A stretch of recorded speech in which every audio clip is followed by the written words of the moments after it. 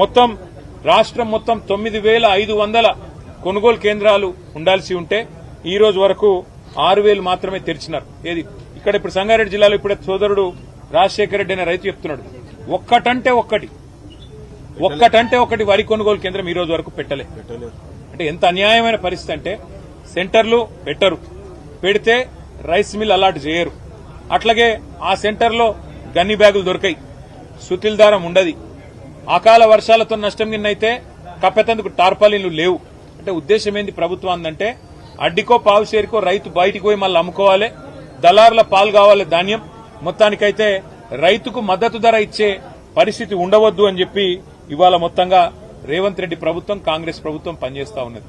దీనికి ప్రధానమైన కారణం సివిల్ సప్లైస్ కార్పొరేషన్ లో జరిగిన కుంభకోణమే. ఇవాళ రేవంత్ రెడ్డి గారు వరి కొనుగోలు చేయలేకపోవడానికి కారణం సివిల్ సప్లైస్ కార్పొరేషన్ లో జరిగిన కుంభకోణం.